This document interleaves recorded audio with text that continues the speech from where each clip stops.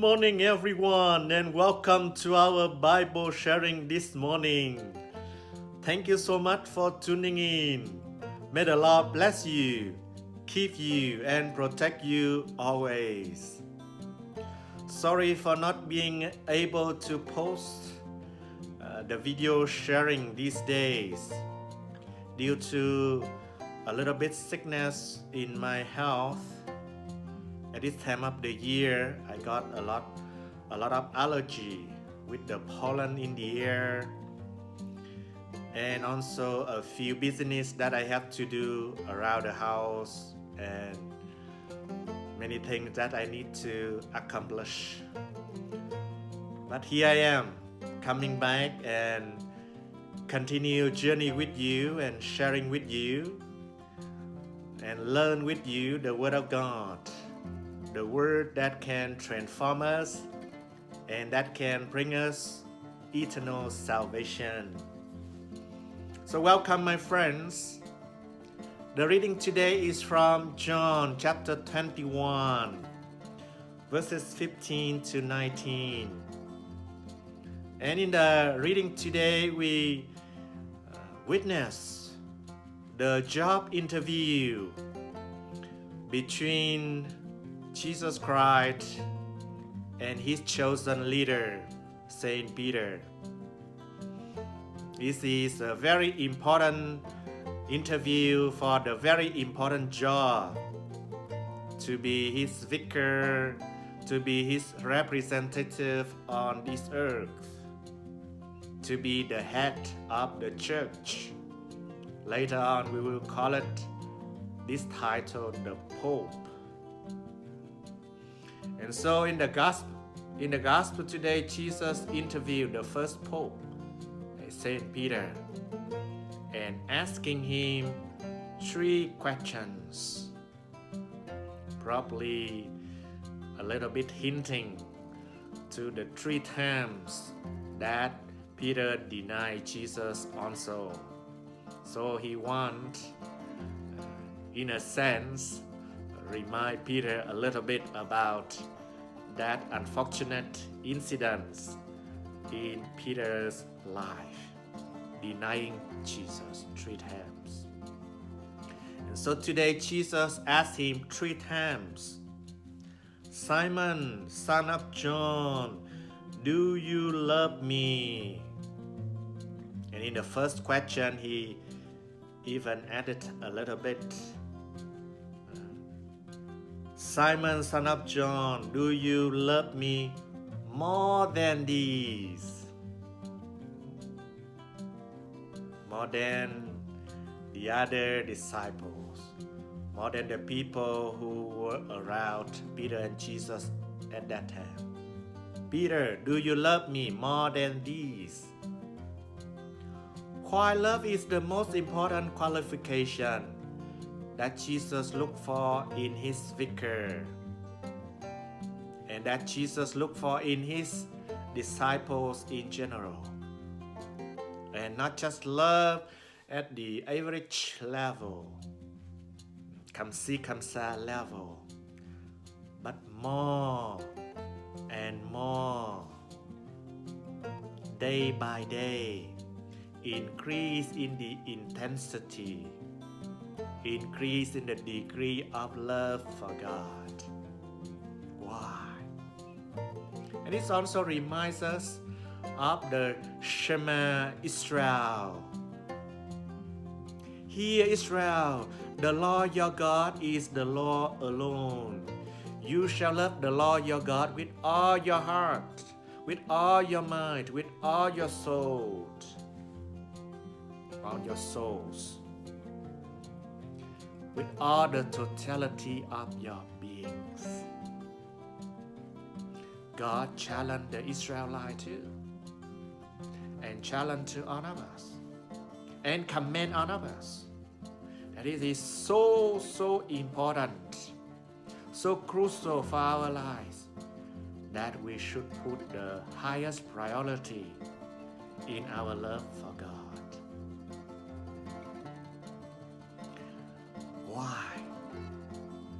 Why God commands us to do that? And why the love for God is so important in our lives. I found 4 reasons. The first reason is only love will last. Only love will remain forever. And we read in 1 Corinthians 13:13. Very easy to remember. 1 Corinthians 13:13. All the knowledge, all the other activities will disappear. But love, the love for God and the love for our neighbors will remain, will last forever. And only when we love God that we are capable, that we are able to love our neighbor. Because loving our neighbor and forgiving them and sympathizing with them with their shortcomings and their weaknesses is very difficult, very challenging. Indeed, it is impossible from what we can observe in our lives and from what we experience. It's quite impossible to forgive our enemies if we don't have the love of God. So that's the first reason. The second reason is because by loving God, we do good for ourselves. And how could we take care of others if we are not at ease and at peace with ourselves? If ourselves is in a big trouble, in a big problem. So by loving God, God will do good. God will grant us the necessary peace and the necessary joy, the necessary capacity. So only when we are at peace with God, then we can be at peace with others.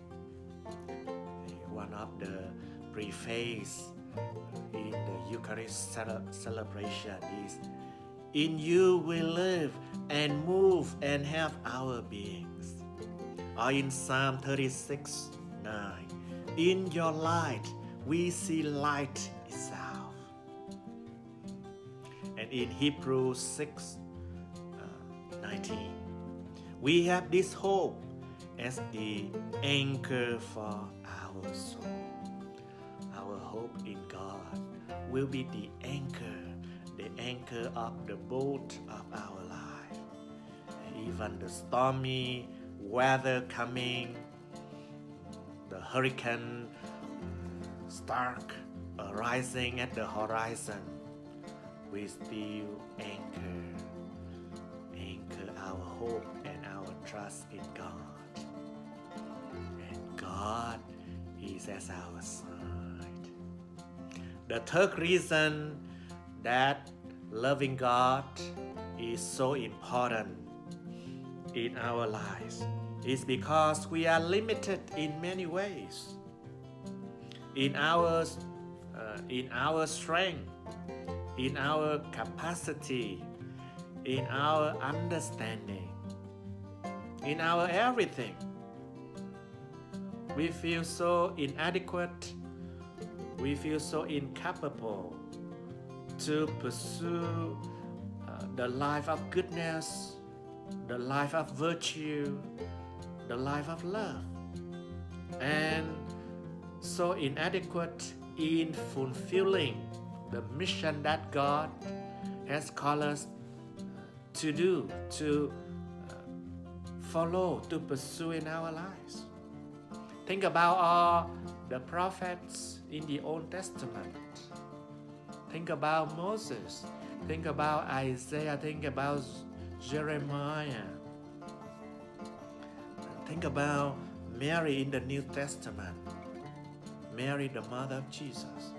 When God called them, all of them say that, how could it be? For example, Isaiah shared with God, I have a sinful tongue. How could I become a prophet for you? And Mary, how could it be for me? But God assured them that my grace is enough for you.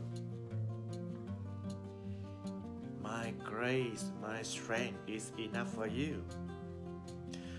So we need the love of God and we need the grace of God because our lives, our ability is limited.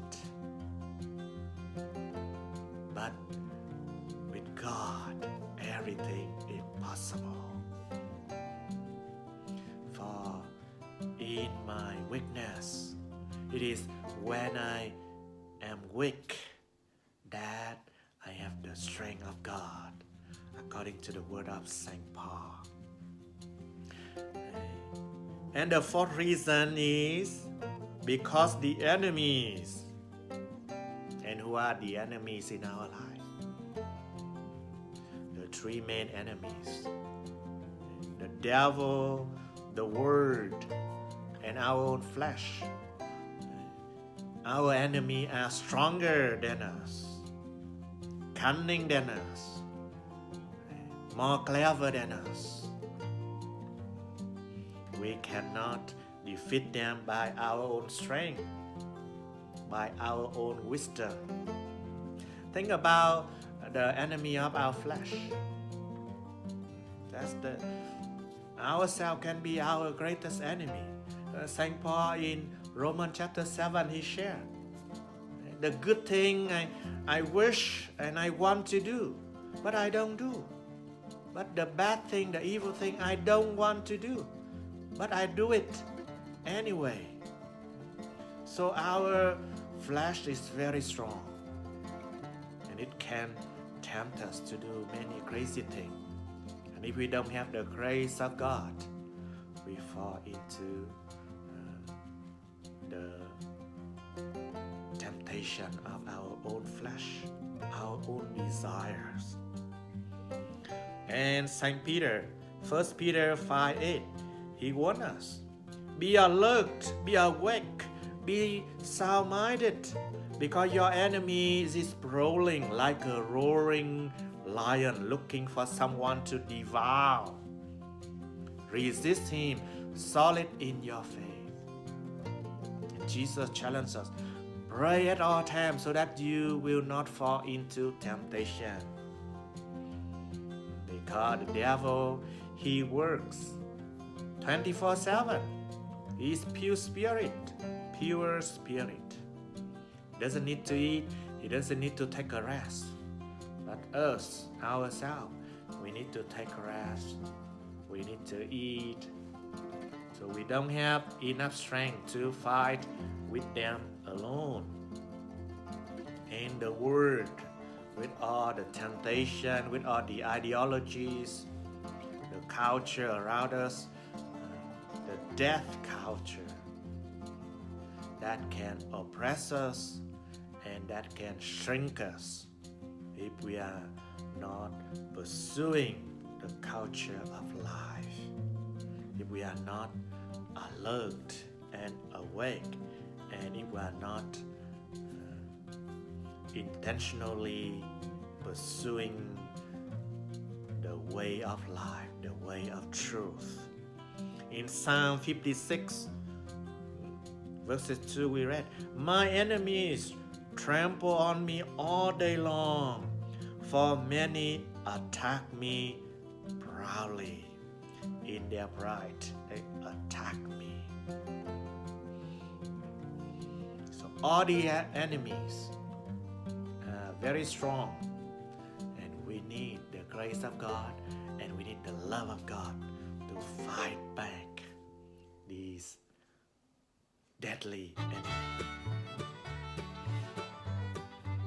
And so, Saint Paul encourages us, put on the full armor of God, so that you will be able to stand firm against the scheme of the devil.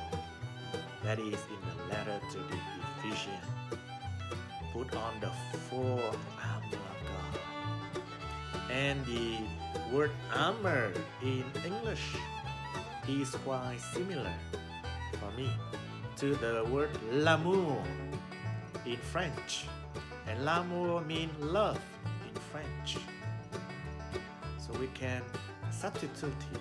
Put on the full love of God in your life so that you will be able to stand firm against the scheme of the devil. And that brings us back to the theme of the gospel today. Jesus challenged, interviewed Peter with these 3 questions. And Jesus also interviewed each and every one of us today. Do you love me? Do you love me more than these? Because if you want to follow God, you need that love. We need that love in order to persevere and to be endure until the end. Hope that we will say yes to these 3 questions of Jesus. And like St. Paul, I have fought a good fight. I have running the race. And in the end, you can also say to God, I have kept my faith with your love. Have a nice day, my friends, and thank you so much for watching.